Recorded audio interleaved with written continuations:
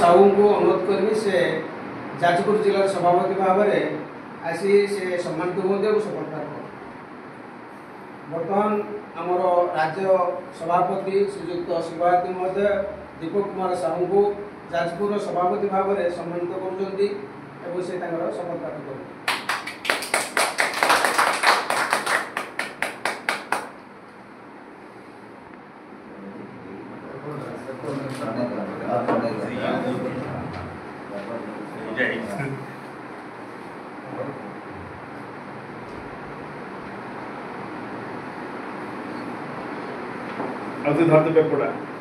बर्तमान दीपक मु अनुरोध करी से शपथ पाठ कर